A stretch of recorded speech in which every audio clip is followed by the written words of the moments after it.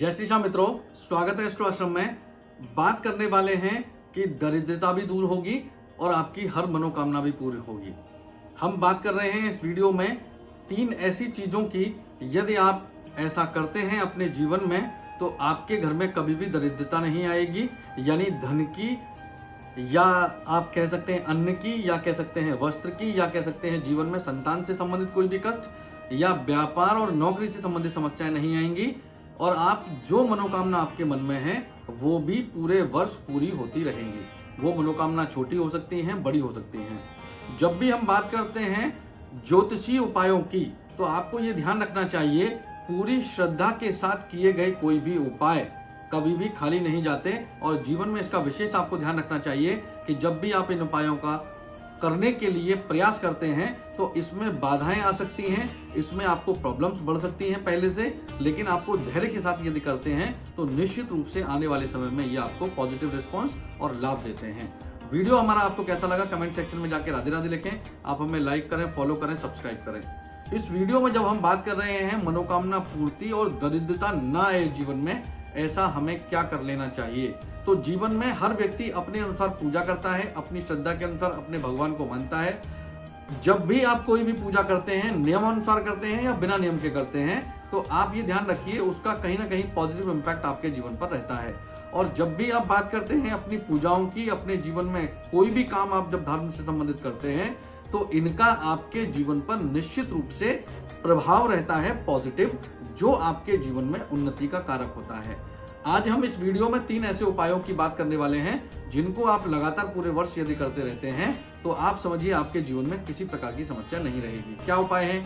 सबसे पहले आपको ये ध्यान रखना चाहिए कि आपको सुबह जब आप जगते हैं तो जब तक आप ना नहा लें, जब तक आप पूजा ना कर लें, तब तक आपको ये ध्यान रखना चाहिए कि कुछ भी नहीं खाना चाहिए। आप यदि बासे मुंह कुछ भी खाते हैं तो इसका प्रभाव आपके जीवन पर आता है, यानी कि इसको अन्न देव का अपमान माना जाता है। जैसे आप पूजा घर में जब जाते हैं, मंदिर में जब जाते हैं तो नहाकर स्नान करके ही प्रवेश करते हैं, ऐसे ही आप जब भी अन्न ग्रहण करते हैं तो भी आपका स्नान किए हुए होना अनिवार्य होता है। अगर स्नान के पहले यदि आप अन्न ग्रहण करते हैं तो इसका अपमान माना जाता है, अन्नदेव रुष्ट होते हैं और आपके जीवन में दरिद्रता आने लगती है। तो क्या ध्यान रखें, आपके घर में जितने सदस्य हैं कोशिश करें कि सब लोग पहले नहाएं और उसके बाद में ही आप जल ग्रहण करें।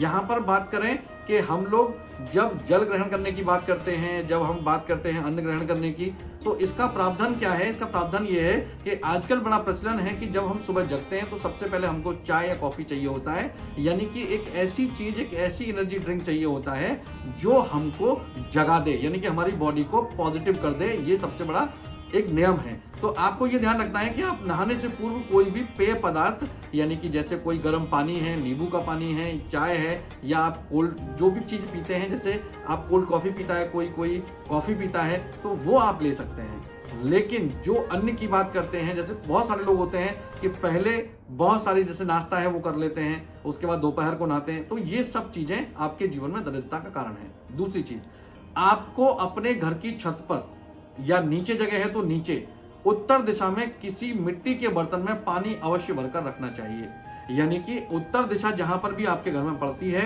नीचे अगर स्थान है घर में तो नीचे स्थान नहीं है तो छत पर आपको उत्तर दिशा में एक मिट्टी का बर्तन लेना चाहिए और उसमें जल भरकर रखना चाहिए। और इसका ध्यान रखें आप कि उस पात्र में जल कम हो तो जल बढ़ाते रहें और उसका जल कभी भी सूखना नहीं चाहिए। इससे भी आपके जीवन में धन की आवक बढ़ती है, कुबेर का आपको आशीर्वाद मिलता है और लाभ आपके जीवन में बढ़ते चले जाते हैं। और तीसरी चीज, रामचरितमानस का पाठ आपके घर में होना चाहिए। अब रोज आप नहीं कर सकते, कोई दिक्कत नहीं है, वीकली या मंथली आपके घर में रामचरितमानस का पाठ होना चाहिए। अगर वर्ष में एक बार अखंड रामायण का पाठ करा सकते हैं तो बहुत अच्छा है, नहीं करा पाते हैं तो रामचरितमानस का पाठ यदि उनकी चौपाइयां आपके घर में यदि बोली जाती हैं घर के किसी भी सदस्य या सभी सदस्यों के द्वारा, तो आपके घर में पॉजिटिविटी रहती है, आपके घर में हर मनोकामना पूर्ति होती है। वीडियो हमारा आपको कैसा लगा कमेंट सेक्शन में जाके राधे राधे लिखें। आप हमें लाइक करें, फॉलो करें, सब्सक्राइब करें और इस वीडियो को शेयर करना ना भूलें। राधे राधे।